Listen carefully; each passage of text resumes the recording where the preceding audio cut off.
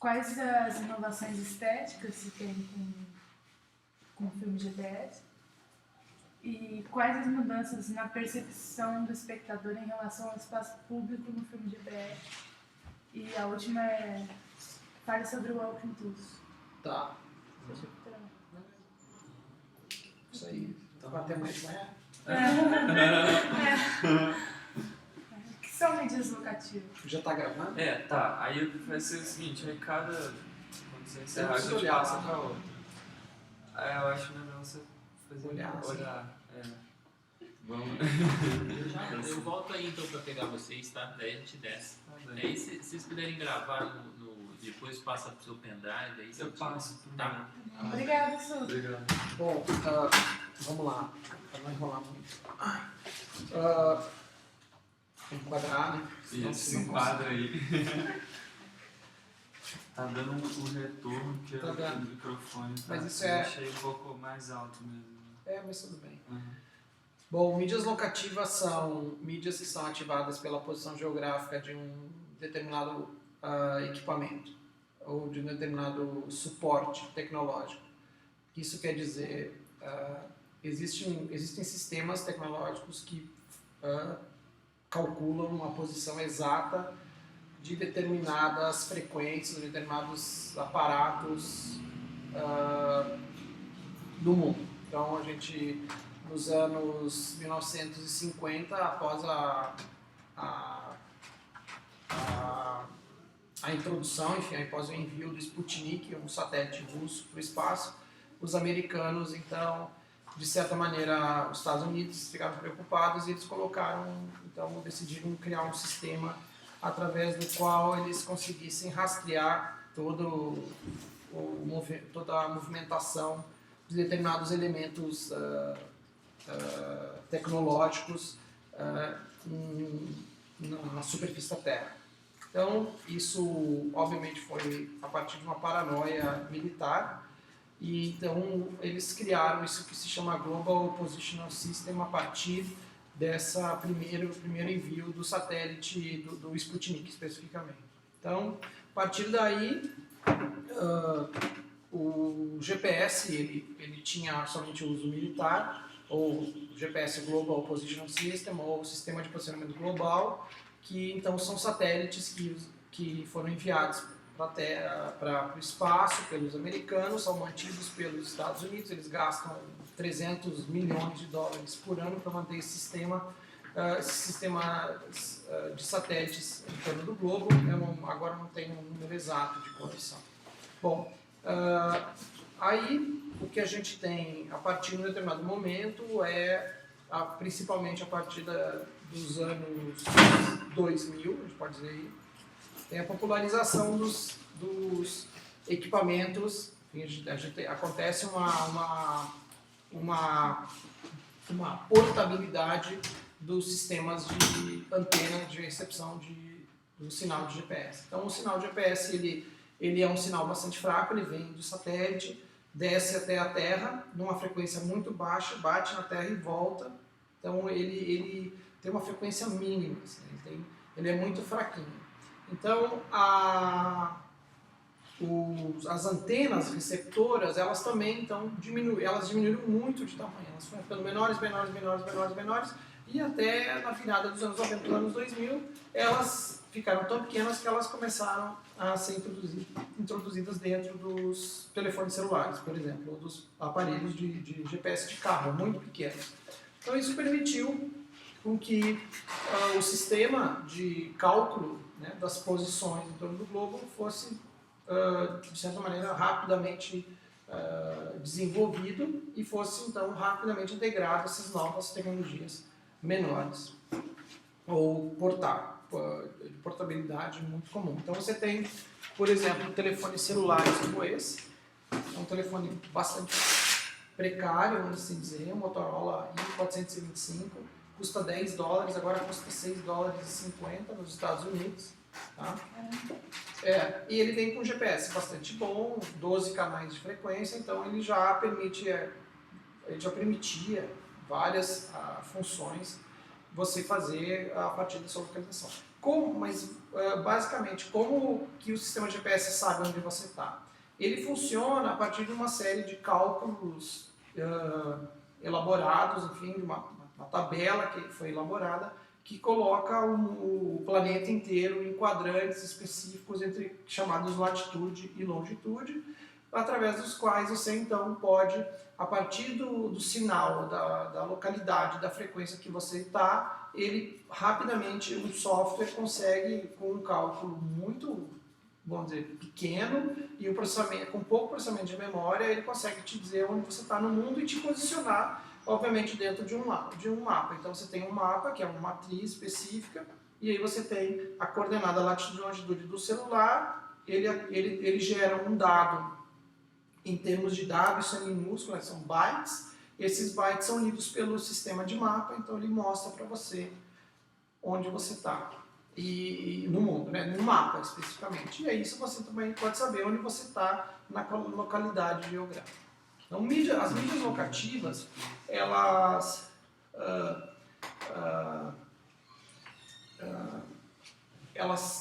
têm assim foram chamadas de mídias locativas muito recentemente, porque você tem, então, ao invés, né, ou no lugar de você ter somente esses pequenos dados binários, esse pequeno arquivo associado a um mapa digital e mostrar onde você está, você também tem um segundo ponto a partir do surgimento desses então, telefones celulares que suportam artefatos que a gente chama de multimídia. Vídeo, texto, animações, áudio, música e tudo mais. Então, ao invés de você somente ativar a sua posição no mapa e mostrar você no mapinha andando, você também pode fazer uma outra coisa, através de uma programação, que é a mesma, vamos dizer assim, quase a mesma estrutura de programação, mas você, ao invés de ativar o seu lugar no mapa, você, além de mostrar você no mapa, você ativa uma mídia. Você ativa uma determinada, um vídeo, por exemplo, onde você está. Então você ativa uma música. Você chegou na esquina da Avenida Atlântica, em Copacabana, com a Princesa Isabel. Lá você, então, naquela coordenada geográfica, aquilo é um número para o processador. Então, naquele número, quando você chegou à latitude X, longitude Y, execute a música tal. E aí começa a tocar a música tal no meu iPod, no meu iPad, ou o equipamento que eu tiver, ou no meu Samsung Galaxy, ou no meu qualquer gadget que eu tiver, que tiver GPS. No telefone também. Então, basicamente é isso. Mídia locativa foi... esse conceito foi elaborado teoricamente pelo Kalnakis, que é um teórico de novas mídias. Eu esqueci o primeiro dele agora. Mas... Calcarnes, né? Isso. Exato. Depois a gente pode pegar. Bom, mas enfim, esse... Como? Em 2003. Exato, A partir... esse conceito é bem recente, é do início dos anos 2000. Por quê? Porque é nesse momento que começam as experiências de colocar a georreferenciação e geolocalização nos objetos, né? Nesses aparelhos. Então, você tem aí entre 2001 e 2002 experiências que vão fazer isso. Em 2003, esse pensamento georreferenciado, né? Isso já vinha, para dizer que um pouco antes, né? No final dos anos 90, esse pensamento que a georreferenciação levaria a um novo processo de relação do homem, do sujeito consigo mesmo diante dos espaços físicos. E aí você tem, então, um surgimento tecnológico efetivo dessas mídias. Daí, posteriormente a isso, essa teorização das mídias locativas, você tem a introdução de ferramentas e de elementos que vão fazer exatamente isso ter uma utilidade. Então, o Flickr, aquela site de hospedagem de fotos, em 2004, ele adiciona uma ferramenta às suas postagens de imagens, que são as ferramentas de georreferenciação. Então, eu posso dizer, essa foto foi tirada em Belo Horizonte. Então, lá numa praça chamada Savassi, eu tiro a foto. E eu não preciso só dizer isso, eu posso georreferenciar, eu posso dar a latitude e a longitude desse lugar. Então, para quê? Quando, por exemplo, se eu sou um pesquisador de imagens e eu vou, por exemplo, querer fazer uma pesquisa onde fica exatamente essa praça em Belo Horizonte, como que ela é, como que ela funciona, eu vou e posso fazer a pesquisa por georreferenciamento. Eu posso dizer, né, quero saber como é aquela latitude e aquela longitude lá. E aí eu vejo, o Flickr me devolve todas as imagens que foram capturadas naquele lugar. Em 2006, se eu não me engano, 2005 para 2006, já começaram a existir os projetos de máquinas fotográficas que já incorporavam o georreferenciamento. Não funcionavam, elas eram somente protótipos. Né? Hoje em dia já tem, então, máquinas que já têm o sensor de GPS, você tirou a foto, ele já georreferencia, depois que você publica, esse material você isso já ficou incorporado nos metadados, já está incorporado nos metadados do sistema da foto.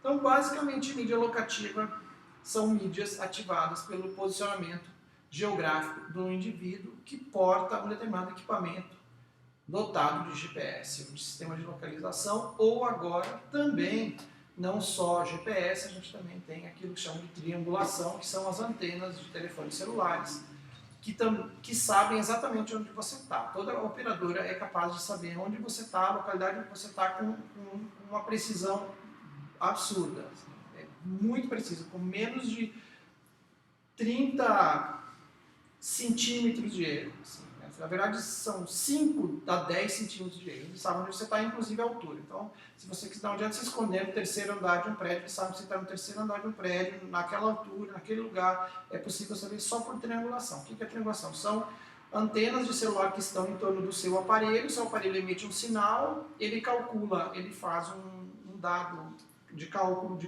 você no meio dessas antenas, então ele pega esse número de antenas e diz você está naquele lugar. Então também é possível emitir informações a partir da sua localidade, não só por GPS, mas também por triangulação, que é o que basicamente como o Android e o iPhone funcionam, via internet.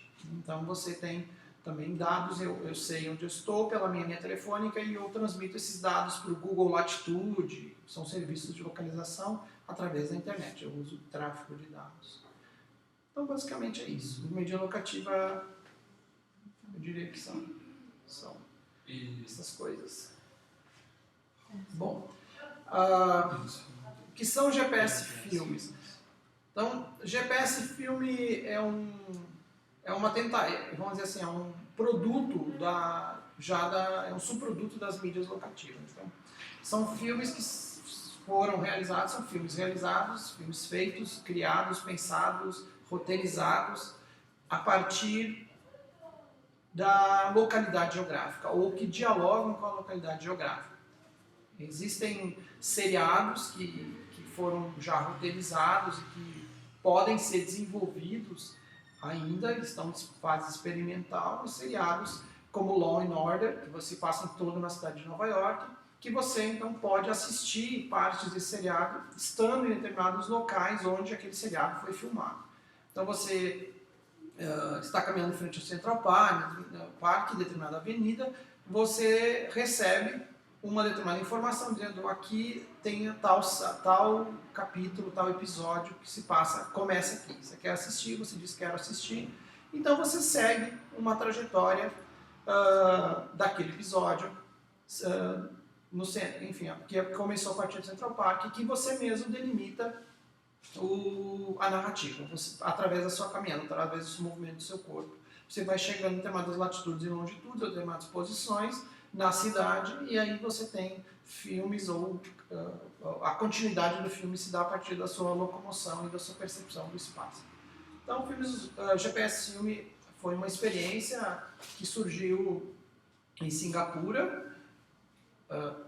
Me fugiu o nome do... Nine Lives. Oi? Nine Lives. Não, me fugiu o nome do artista. Ele até já veio aqui pro Brasil, já teve no Fire. Bom, enfim. Mas o filme chama Nine Lives, e esse filme, então, ele trata de um problema de uma troca daqueles filmes de chase and hunt, de perseguição, que uma pessoa troca a identidade da por outra, e ele começa a ser perseguido e não sabe por que ele está sendo perseguido.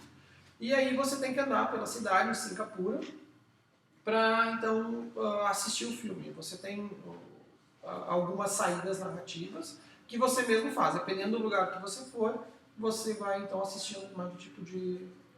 a continuidade do filme vai se dar a partir do seu movimento na cidade. Então, se você caminha de uma esquina até a outra, você tem uma construção narrativa que vai, por exemplo, pode disparar a morte de um dos personagens. Se você caminha para o outro lado, aquele personagem continua vivendo e acontecem outras coisas com ele também. Então, se você pensar na história do cinema, já tem tradição, já um Smoking no Smoking, por exemplo, Dona René já fazia isso, então você tem uma certa ideia de um cinema já de banco de dados, vamos assim dizer, que você então ou vai para um lado ou vai para o outro, e a partir dessa decisão de ir para um lado ou para o outro, você tem uma narrativa. No Smoking ou no Smoking, você tem a mulher fuma ou a mulher não fuma, isso dependendo do que ela faz, desdobram-se centenas de outros atos e de outras questões. Né?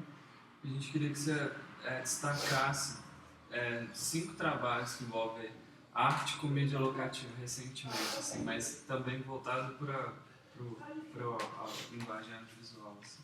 Tá. Tá bem. Desculpa, é horrível filmar isso. Bom, 5 que trabalham com... Não, os que você quiser também, pode ser até mais, mas 5. Com mídia local.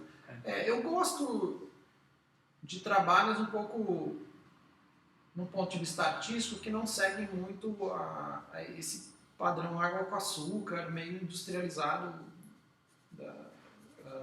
da mídia locativa. Então eu gosto de trabalhos que criticam muito a estrutura das mídias locativas. Um que eu gosto é o Transborder Immigrant Tool, do Ricardo Domingues e do Brett Stallman, meu parceiro de trabalho de alguns anos, que eles fizeram um software utilizando um software que a gente desenvolveu, eu e o Brett, chamado Walking Tools. Eles fizeram então um software usando esse nosso programa, que instala nesse telefone celular aqui, especificamente, um pequeno programa que usa o GPS desse telefone. E então eles colocaram isso online na internet, esse software. Então qualquer pessoa pode ir na internet, conectar o telefone aqui pelo cabinho USB, certo? É um cabinho USB aqui. Você conecta, baixa esse software da internet que o Ricardo Domingues e o Brett fizeram, instala nesse telefone. E o que esse programa faz? Se você é um imigrante, você é um mexicano, mora na fronteira do México ou mora no México e quer imigrar ilegalmente para os Estados Unidos, você corre sérios riscos de morrer de sede na travessia, por causa que tem um deserto enorme e muitas pessoas morrem. Diariamente morrem muitas pessoas nessa travessia. Então o Brett e o Ricardo Domingues decidiram fazer um software que mostra, se você é um imigrante e tenta atravessar ilegalmente a fronteira caminhando, ele mostra para você onde estão os pontos de água. Então você caminha, segue o software, então você não vai morrer de sede. Ele chega, te diz, aqui tem água, você chega lá, bebe água, num riacho ou qualquer coisa, e você desliga o telefone para poupar a bateria, você demora uns 2 dias ou 3 dias. Então eles até instruem, você liga o telefone, começa a caminhar, ele diz, daqui a 1,5 km seguindo nessa direção, você vai achar água. Então desliga o telefone, anda 1,5 km, não achou água, liga de novo, não, você tem que andar mais 300 metros, e assim consecutivamente, até chegar nesse local. Então você evita a morte de pessoas, e é uma mídia locativa que vai além da mídia locativa, questiona a própria estrutura da mídia locativa, que é aquela estrutura clássica do comércio. Então você vai ter comércio, distribuição de filme, cinema e tudo mais, mas é uma coisa que subverte a estrutura do mass media. Né? De certa maneira vai colocar ao avesso essa história. Então esse trabalho eu gosto, você foi muito polêmico, os dois ainda estão sofrendo investigação do FBI, da CIA, eles tiveram um processo de demissão na Universidade da Califórnia em San Diego, que, sorte, depois de um longo processo ele foi arquivado, mas eles ainda têm 7 advogados para se defender, porque eles foram acusados de permitir a entrada ilegal de imigrantes nos Estados Unidos. Né? A lei lá é muito severa nesse sentido, mas então eles foram absolvidos, porque na verdade eles não estavam permitindo a entrada ilegal de ninguém, eles só estavam evitando mortes. Então, uma Constituição americana, ela é anterior a quase tudo, então se você está salvando vidas, você não interessa os meios da forma, né, que você salva uma vida. Então, essa é uma coisa pesada para eles lá. Esse é um trabalho bacana. Outros trabalhos que eu gosto bastante, que tem essa interferência, são do Blast Theory, né, que é no Seminal, por exemplo, que é um videogame gigante, que você então caminha por cidades e você também tem uma relação com o mundo virtual, então você está caminhando num jogo e ao mesmo tempo você está no mundo real, e isso tudo acontecendo ao mesmo tempo, né? Outro trabalho que eu acho interessante aqui pensando são os trabalhos da Terry Ruth. Então tem um chamado Itinerante, que ela desenvolveu em 2005 e 2006, depois ela foi aperfeiçoando, que é um método de trabalho, na verdade, no qual ela pega livros, literatura. Esse primeiro trabalho chamado Itinerante, ela pegou o Frankenstein, da Mary Shelley, e fragmentou esse livro, né, seguindo um pouco a lógica do próprio Frankenstein, transformou o livro em pedaços, chunks de texto, e posicionou ela posicionava, quando ela era chamada para fazer essa instalação em algumas cidades, ela geralmente usava os parques da cidade, e ela posicionava determinadas em latitudes e longitudes um pedaço do texto do Frankenstein. Então você pegava um telefone celular, que tinha GPS, com multimídia, colocava o fone de ouvido, colocava o telefone no bolso, ficava segurando a mão e saía andando pela cidade. E aí você chegava num determinado ponto num parque. Eu vi esse trabalho em 2005 em Boston, no Boston Commons, que é um parque enorme no centro da cidade, e aí você está andando pelo parque e você chegava num lugar e começava a ouvir um texto da Mary Shelley, contando uma parte do livro. E a partir do momento que você se deslocava pelo parque, você podia escutar partes do texto. Então você construía o seu Frankenstein de retalhos de textos a partir da sua caminhada naquele bosque.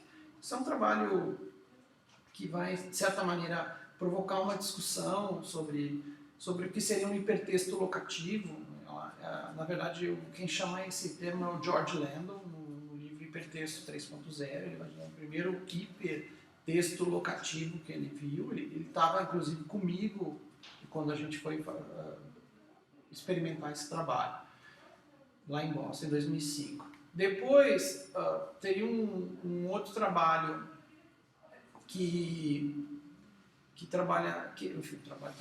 um outro trabalho que desenvolve, que vai, enfim, dialogar criticamente as mídias locativas, é um trabalho chamado Dicotomia, que eu achei um trabalho bem legal, que foi feito por um grupo de pesquisadores da Universidade da Califórnia em San Diego, que eles basicamente vão desenvolver uma performance que acontece no mundo real e no Second Life, no mesmo espaço. Então eles vão usar um software, um celular, e aí eles vão vestir certos performers e vão andar no campus da Universidade de San Diego em tempo real, com o corpo físico deles andando.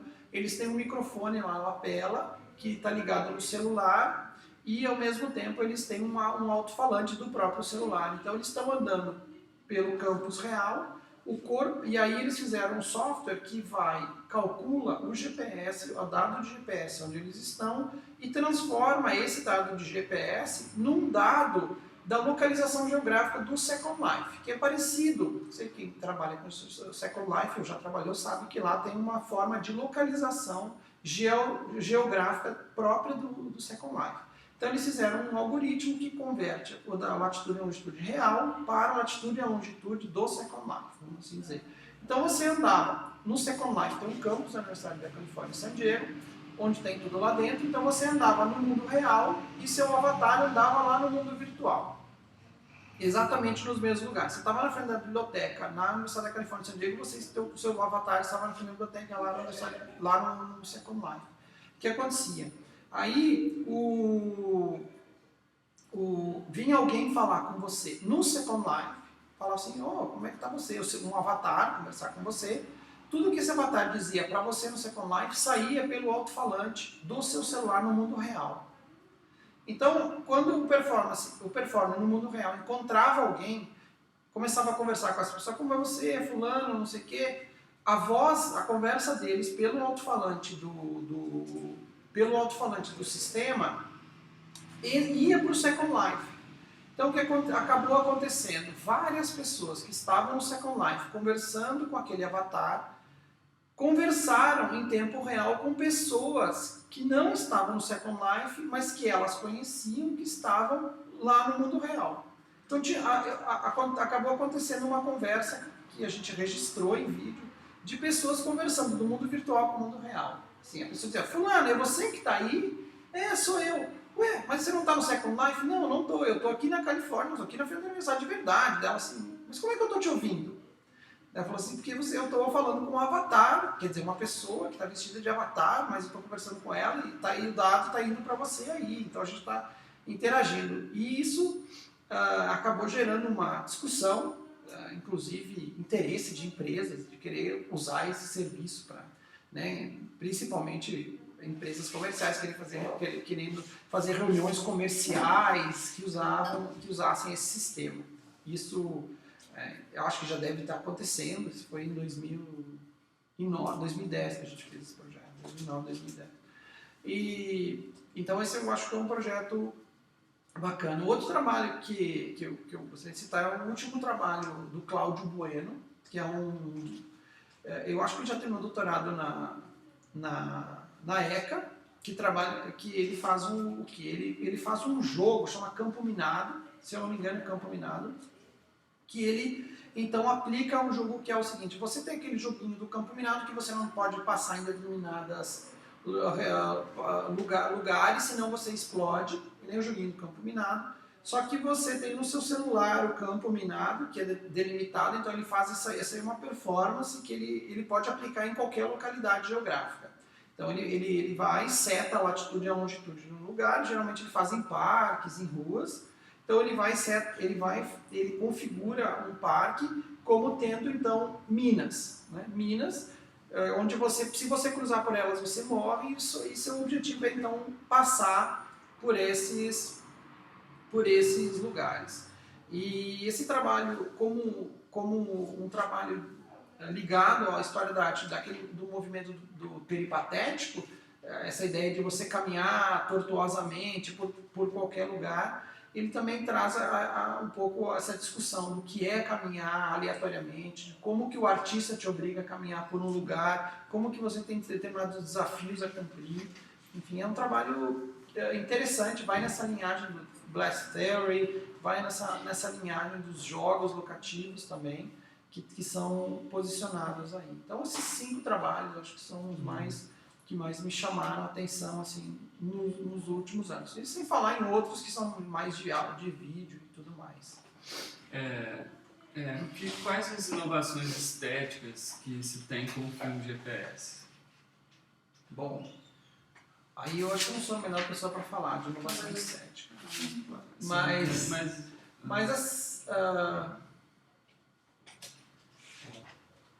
deixa eu espiar. Tá. Desculpa. Obrigado. Bom, as inovações estéticas que eu acredito que eu percebi, assim, que eu posso falar um pouco, são ligadas mais aos cortes, né, aos movimentos do filme e talvez a construção narrativa, que vai ter que se criar uma outra expectativa narrativa, vamos dizer assim, de uma funcionalidade narrativa que tem que então ser costurada a partir do movimento do corpo da pessoa que está interagindo, que está fruindo a experiência de assistir um filme que está baseado em mídia locativa.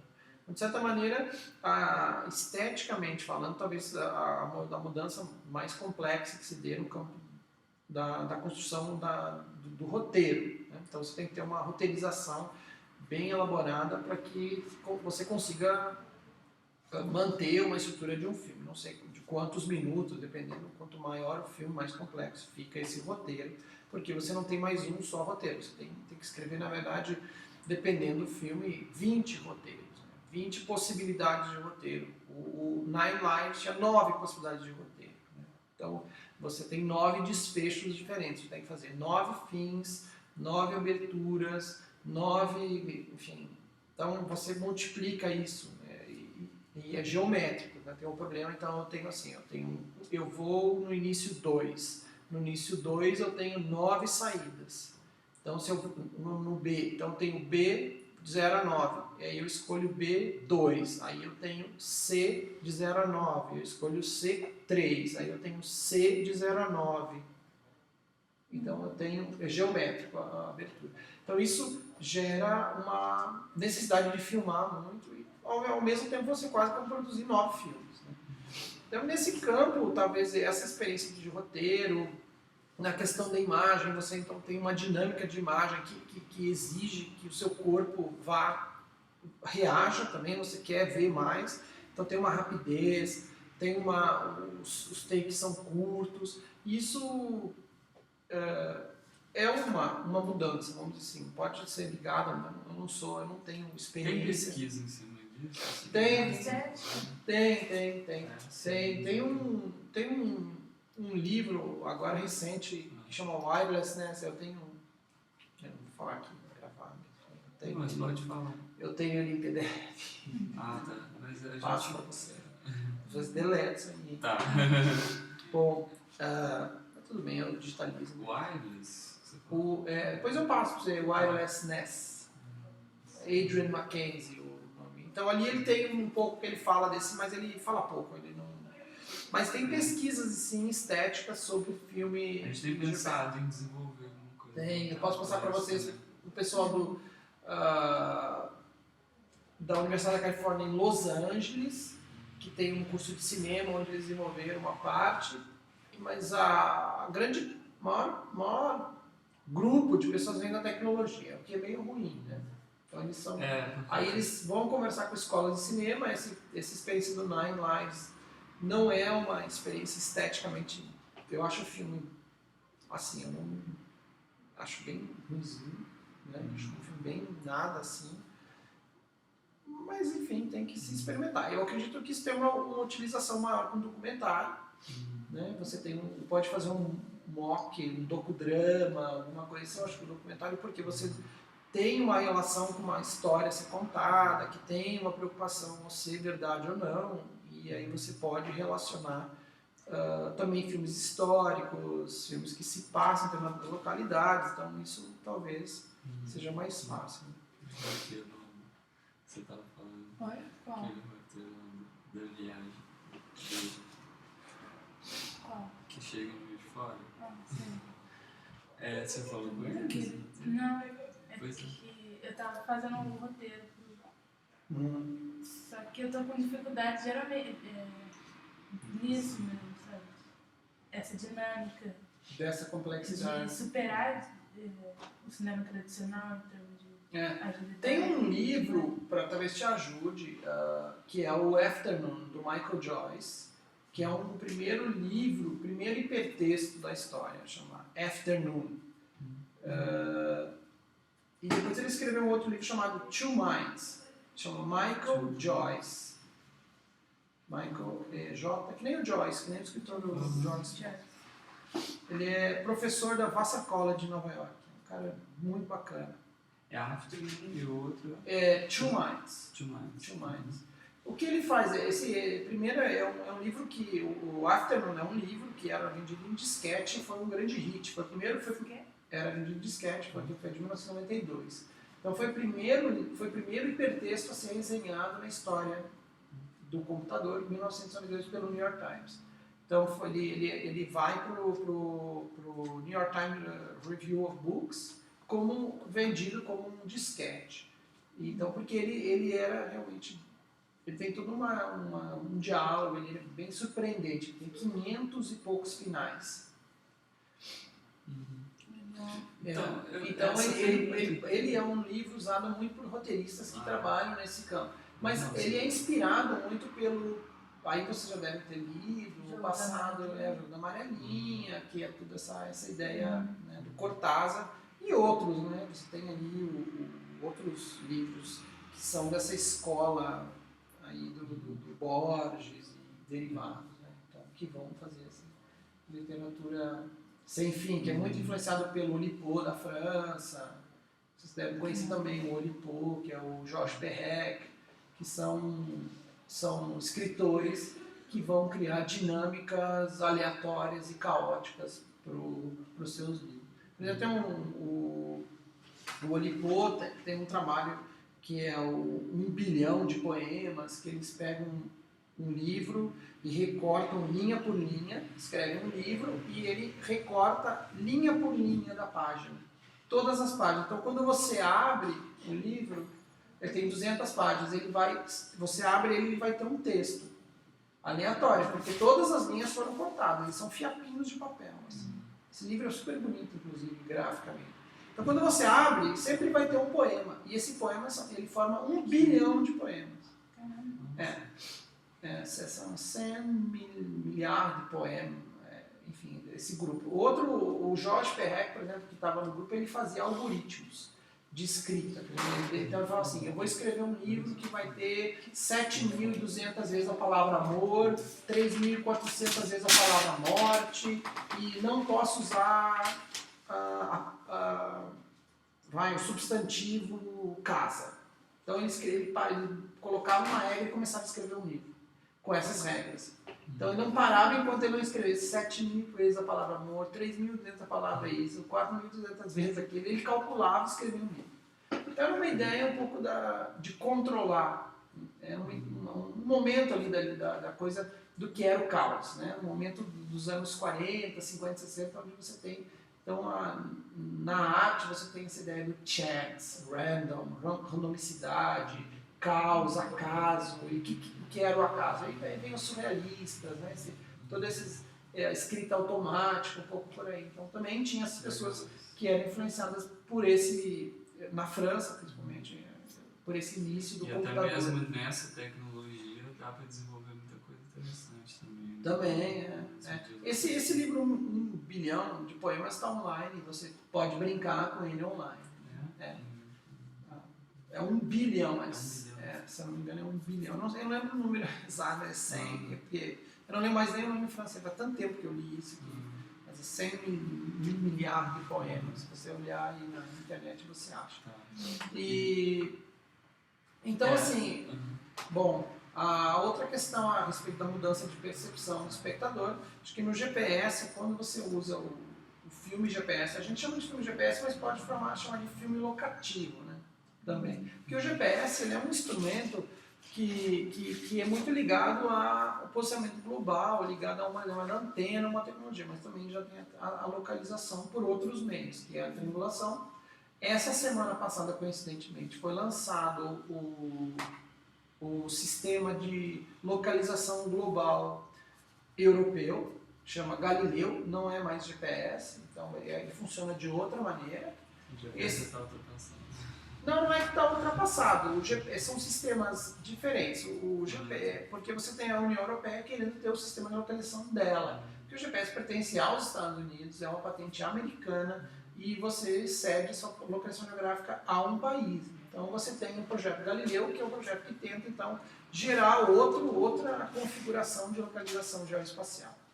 Você tem, e semana passada foi lançado aqui da Guiana Francesa, então foram lançados os conjuntos de satélites, não são um, são vários satélites que vão girar em torno da Terra, que vão ter outros instrumentos para captar o sinal e vão ser calculados de forma diferenciada. Eles vão ser calculados numa outra perspectiva. Né? Então a questão da reação, da percepção do espectador, o que você tem aí? Você tem uma demanda por interatividade, uma demanda por uma maior participação, né? E não só no campo do filme, né? Você tem uma outra como posso dizer assim, uma outra necessidade, uma outra demanda. Né? Você põe aí Oulipo, Se você quiser achar, põe 1 bilhão de poemas Oulipo. Não, pode pôr só. Ah, tá. Como é que escreve? Oulipo. O-U-L-I... Não, tudo junto. Oulipo. Lipo. Aí. É um L só. Ah, tá. Tá, tudo bem. Oulipo Wikipedia, ele já deu. Que se chama trabalho de literatura potencial, né? O quadro de literatura potencial. Então tem todos os autores que seguiam isso. Bom, então assim, as mudanças na percepção do espectador em relação ao espaço público. Então você tem assim, primeiro o espaço público ele se torna o local onde você vai assistir, onde você vai então, fruir o conteúdo audiovisual ou qualquer informação. Acho que isso muda bastante. Por exemplo, você pode ter um filme documentário que se passa num local determinado e você então está naquele local determinado e você ativa o filme e começa então a observar: aqui aconteceu isso, aqui aconteceu aquilo e ali aconteceu aquele outro. Então você tem uma relação, aqui foi feita uma entrevista histórica, então você vê o lugar e por que naquele lugar aconteceu aquilo lá. Então você vivencia uma diferença, você não está colocado diante de uma black box, uma caixa preta, que é o cinema, com a porta fechada e sendo então jogado ali, iluminado, né, por uma determinada sequência de imagens e que vão convencer você ou não de uma determinada narrativa. Ali não, ali você está, primeiro, o dispositivo é muito menor, você está diante do local onde você está andando e você tem a possibilidade de vivenciar o espaço, né? Isso, querendo ou não, se você estudar um pouco e essas questões, o que é o espaço público, como é que ele se configura, como que ele interfere na sua vida, nas dinâmicas que você acaba desenvolvendo até na compreensão, na absorção da informação, isso tem, sim, um diálogo, né? Você tem ali, então, se você impede o caminho de uma determinada circulação aqui, você vai movimentar a forma como as pessoas vão se relacionar com determinados aspectos no outro campo lá, que tem a ver com aquele lugar que você acabou de fechar ali. Então, isso já há um estudo disso dentro do urbanismo, né, do fluxo de pessoas, como que elas percebem, a questão do caminhar, a questão da percepção do espaço. Modifica bastante a nossa relação com uma série de questões, até inclusive intelectuais. Então, o filme ele vai sim trazer uma relação. Se você assistir um filme você pode estar diante do espaço, você pode circular, você tem uma política da atenção diferenciada. A atenção não é somente para um lugar, você tem atenções, né, que você então que vão, por exemplo, o filme pode influenciar na experiência que você vai ter daquele espaço, né? Você caminha diante de uma rua e diz: aqui foi assassinado o Getúlio. Então você nunca mais vai olhar daquele, ou tentou, houve uma tentativa de assassinato do Getúlio, né? Então você diz: nossa, não sabia, foi aqui nesse prédio. Você tem uma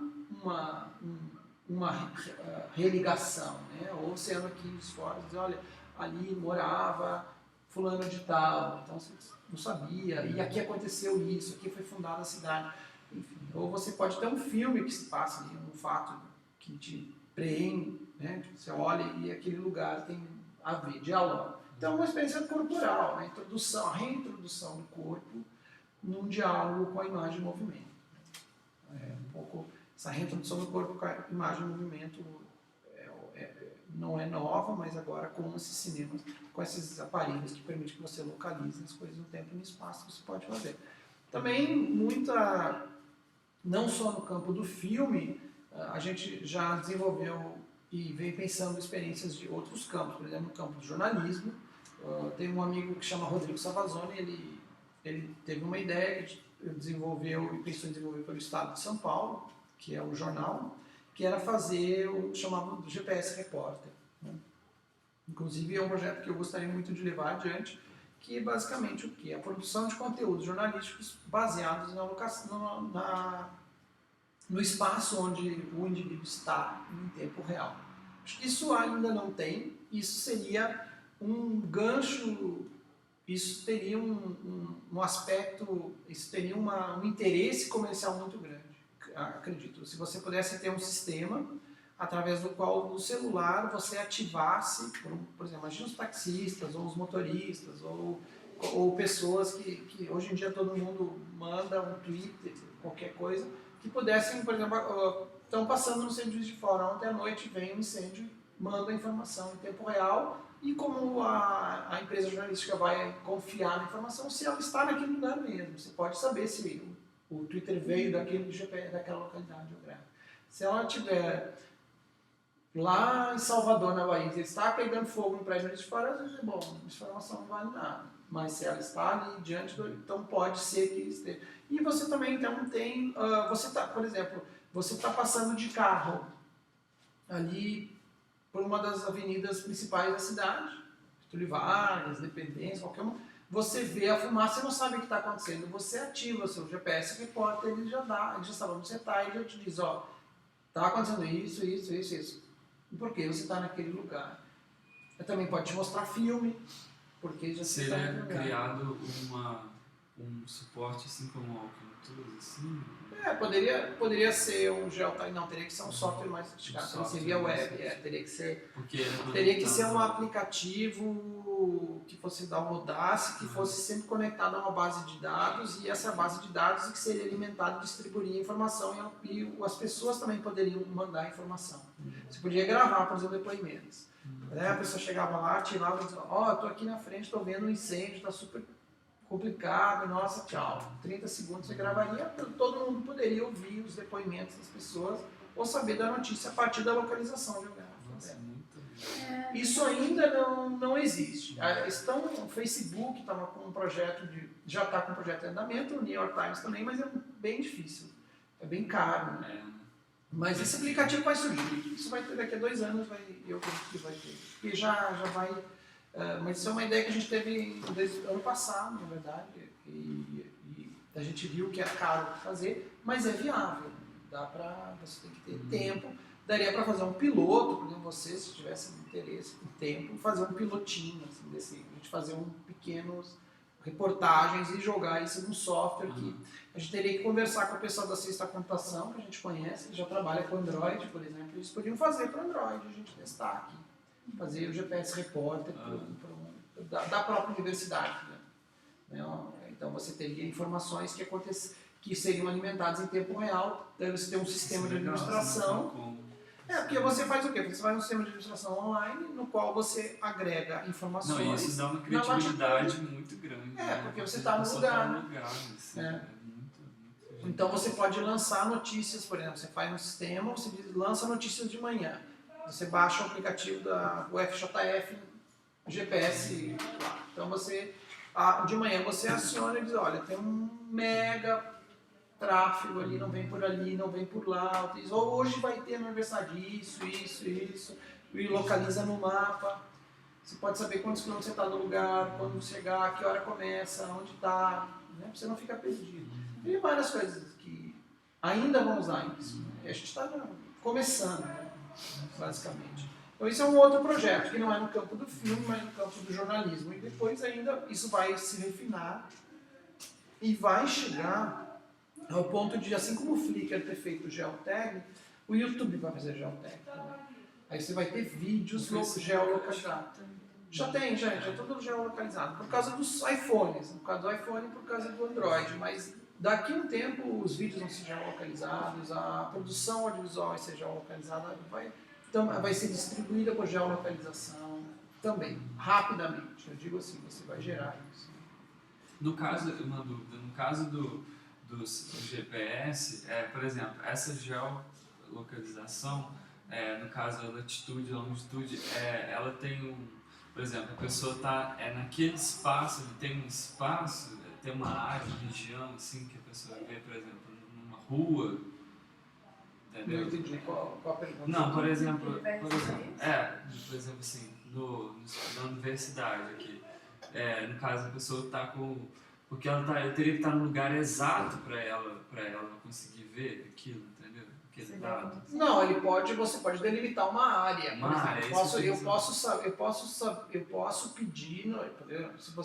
se o software, quando a gente estava pensando, a gente nunca chegou a ir, até porque num projeto a gente começou um piloto, enfim, mas a gente não chegou aí nos detalhes assim profundamente, mas a ideia, por exemplo, se eu fosse fazer, ou se a gente fosse desenvolver, eu ia sugerir que a gente tivesse áreas de abrangência. Então você podia pedir notícias que estavam desde 1 quilômetro de você, até 2, até 5, até 10, até 20, por exemplo. Então o que está acontecendo em 2 quilômetros? Então quais são as... Estou no tráfego, parado, não sei o que está acontecendo. Eu jogo lá, eu quero saber o que está acontecendo em 2 quilômetros. Aí você tem notícias que se agregam a partir dessa informação. No Walking Tools, assim, como é que funciona? Então, o Walking Tools é um software que a gente gerou, na verdade é um sistema, um bando de código que a gente colocou online, que a gente coletou todas essas chamadas bibliotecas que fazem a associação de mídias às localidades geográficas em determinado sistema que é o Java. Então, por quê? Porque a gente tinha telefones como esse e outros que eram sistemas chamados Symbian, que são geralmente os Nokia, as Motorolas, tá? E a gente tinha uma perspectiva mais de uso artístico mesmo, né? Então, a gente queria fazer experiências como essa que eu falei para vocês, de dicotomia, São Ricardo Domingues e outras que usam esses sistemas que a gente desenvolveu, mas também ele tem um software, o Walking Tools tem um software chamado HyperGPS, que a gente então usou, a gente desenvolveu usando os códigos do Walking Tools. Quando você baixa o sistema Walking Tools online, você vai ter um software chamado HyperGPS, além de todos os códigos que você souber programar Java, você tem tudo lá, todas as bibliotecas, para fazer geolocalização de mídias. Nos telefones celulares, principalmente telefones celulares. Então, o Walking Tools a gente chama de suite, ou um conjunto de ferramentas para localização geográfica de mídias. Inclusive, uma das ferramentas se chama HyperGPS, que é um software que a gente desenvolveu em 2009, que rapidamente você instala esse software, ele é bem leve, todo o conjunto deve ter 6 megas, então o download é rápido, e você simplesmente gera um ponto, coloca a latitude e a longitude e a mídia que você quer, áudio, vídeo, imagem, você pode associar e coloca o raio que você quer que ative. Isso gera um arquivo JAR, pequeno arquivo JAR, automaticamente quando você fez isso ele já gera um arquivo JAR, você vai, pega esse arquivo JAR, instala no seu telefone celular, ativa o GPS e sai andando pela cidade onde você mapeou e ele ativa a mídia que você associou. Então isso você faz em 15 minutos. 15 minutos você faz.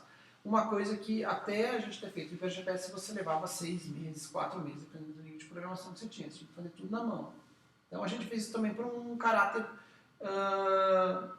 educacional. Né? A gente dava aula sobre isso, a gente não conseguia mostrar nada. A pessoa mostrava vídeo, então não estava cansado. Então vamos fazer que é mais legal. E a gente sentou, eu e o Brett Stallman, que é meu parceiro aí de anos de trabalho, a gente sentou, eu estava na Califórnia nessa época, foi em 2008, e a gente ficou praticamente 6 meses assim, trabalhando quase que semanalmente, dedicando aí 2 dias por semana para esse projeto, e chegou lá por fevereiro de 2009 a gente lançou o HyperGPS e o sistema Walking Tools. A gente jogou o site no ar e colocamos o download lá no SourceForge. Então é isso, e a gente dava aula com isso. É uma coisa que a gente usou muito em sala de aula. Eu ainda uso, eu dei um curso aqui em Juiz de Fora, na FJF, com o Walking Tools, sobre o Walking Tools. A gente mapeou o campus, a gente fez várias coisas. Porque a gente, enfim, tinha essa intenção de mostrar o que é mídia locativa. Não vai ficar falando, então vamos lá, liga o celular, programa, instala, sai andando e você mostra. Aí é mais interessante. Você ter essa percepção que você pode usar, né, um sistema que está aí circulando como GPS, que parece tão distante da gente, mas você pode fazer rapidamente, em meia hora, você ensina uma pessoa a usar toda essa tecnologia que está aí à disposição. Então é isso, o esquema serviu um pouco para isso.